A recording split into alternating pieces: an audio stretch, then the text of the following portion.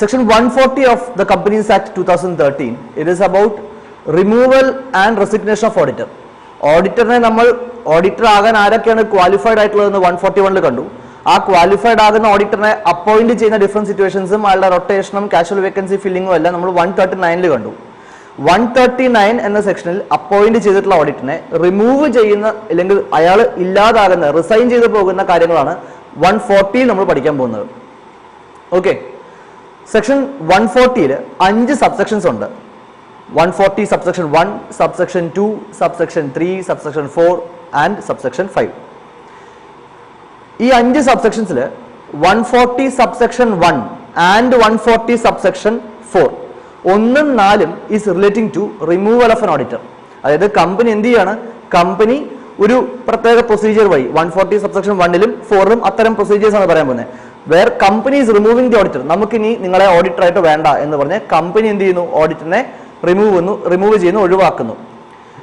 ഇതിന്റെ ഇടയിലുള്ള 140 subsection 2 and 140 subsection 3, those two subsections are related to the resignation of an auditor. അതായത് auditor ആയിട്ട് തന്നെ സ്വയം ഇറങ്ങിപ്പോകുന്നു.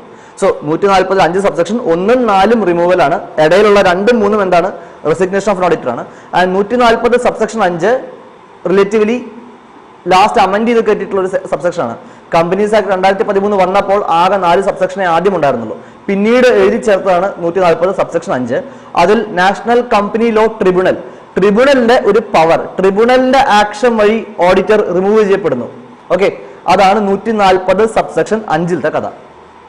അപ്പൊ നമുക്ക് ഇനി ഓരോന്നായിട്ട് വളരെ ഡീറ്റെയിൽ ആയിട്ട് പഠിക്കാം. വളരെ ഇമ്പോർട്ടന്റ് ആയിട്ടുള്ള സെക്ഷൻസ് ആണ്. ഓക്കെ, അത് പ്രത്യേകിച്ച് 140 സബ്സെക്ഷൻ 3 ഉണ്ടല്ലോ, അതിലെല്ലാം ഇപ്പൊ റീസെന്റ് ആയിട്ട് അമെന്റ്മെന്റ് ഒക്കെ വന്നിട്ടുണ്ട്.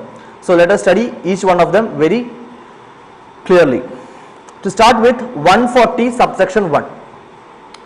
140 subsection 1ഉം 140 subsection 4ഉം രണ്ടും റിമൂവൽ ആണ്. അതിൽ ആദ്യത്തെ റിമൂവലിന്റെ കാര്യമാണ് നമ്മൾ പഠിക്കാൻ പോകുന്നത്. 140 subsection 1, removal before the expiry of the term. Removal before the expiry of the term, let us first understand what is that about. ആ സെക്ഷന്റെ ഉദ്ദേശം എന്താണെന്ന് മനസ്സിലാക്കി കഴിഞ്ഞാൽ അതിലത്തെ കാര്യങ്ങളെല്ലാം കുറച്ചും കൂടി ലോജിക്കലായിട്ട് തോന്നും. ഒരു ഓഡിറ്ററിന്റെ ടെന്യൂർ സാധാരണ എന്ന് വരെയാണ് ഉണ്ടാവാറുള്ളത്, ഏത് സമയത്താണ്, till which date shall an auditor hold his office. 139 different situations of appointment നമ്മൾ പഠിച്ചിട്ടുണ്ട്. 139 subsection 1, subsequent auditor of a non government company, സാധാരണ ഓഡിറ്റർ ഓഫ് എ സാധാരണ കമ്പനി. 139 സബ്സെക്ഷൻ 5, സാധാരണ auditor, subsequent auditor of a government company. 139 subsection 6ഉം 7ഉം first ഓഡിറ്റേഴ്സിന്റെ, first auditor of a non government company, first auditor of a government company, അല്ലെ? അപ്പൊ 139 subsection ഈ 1, 5, 6, 7 ഈ 4 സബ്സെക്ഷൻസ് ആയിട്ട് നമ്മൾ അപ്പോയിന്റ്മെന്റ് പഠിച്ചിട്ടുണ്ട്. 139 സബ്സെക്ഷൻ 1ത്തെ subsequent auditor of a non government കമ്പനിയുടെ ഓഡിറ്ററിന്റെ ടെന്യൂർ എന്ന് വരെയായിരുന്നു.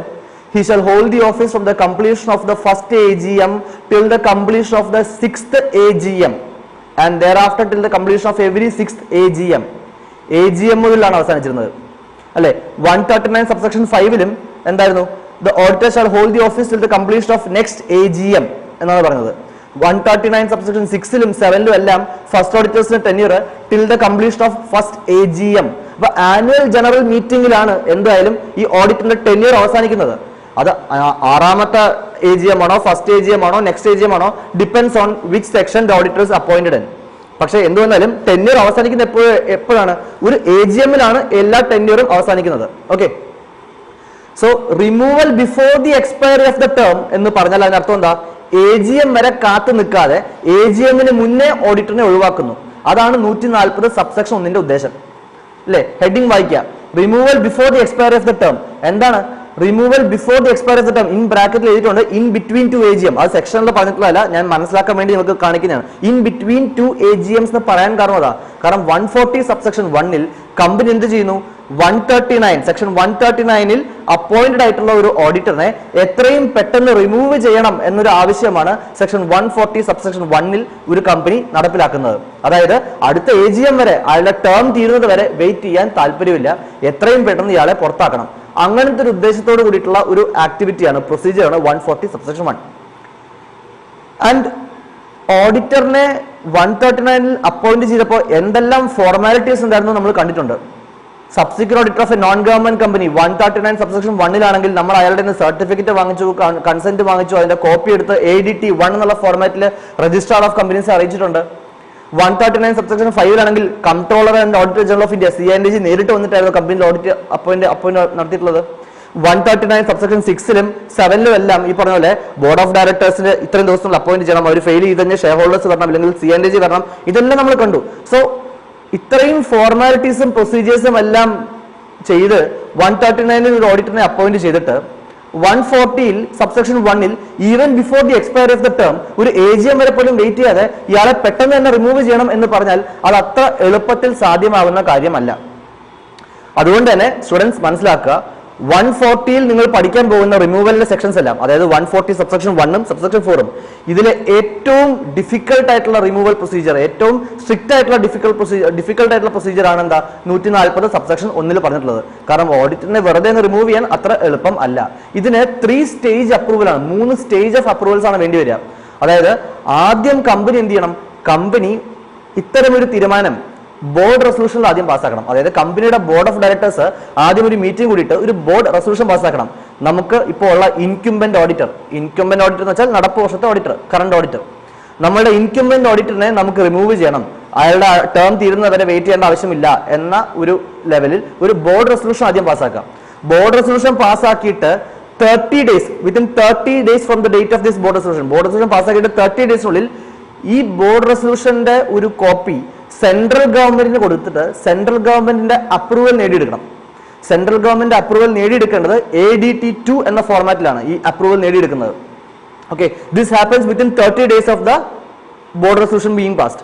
എന്നിട്ട് സെൻട്രൽ ഗവൺമെന്റിന്റെ അപ്രൂവൽ ADT 2 എന്ന ഫോർമാറ്റിൽ നമ്മൾ നേടിക്കഴിഞ്ഞാൽ ആ സെൻട്രൽ ഗവൺമെന്റ് അപ്രൂവൽ നേടിയിട്ട് നെക്സ്റ്റ് 60 days, നെക്സ്റ്റ് 60 ദിവസത്തിനുള്ളിൽ ഒരു EGM extra ordinary general meeting വിളിച്ചു കൂട്ടി ഷെയർ ഹോൾഡേഴ്സിനെ കൊണ്ട് സ്പെഷ്യൽ റെസൊല്യൂഷൻ പാസ്സാക്കണം. 3 സ്റ്റേജ്, ബോർഡ് റെസൊല്യൂഷൻ വേണം, സെൻട്രൽ ഗവൺമെന്റ് അപ്രൂവൽ വേണം ആൻഡ് സ്പെഷ്യൽ റെസൊല്യൂഷൻ. 3 സ്റ്റേജ് അപ്രൂവലിന് ശേഷമാണ് ഈ റിമൂവൽ നടക്കുക. സോ ഇതാണ് 140 സബ്സെക്ഷൻ 1-ൽ സംഭവിക്കുന്നത്. Let us get into the theory now.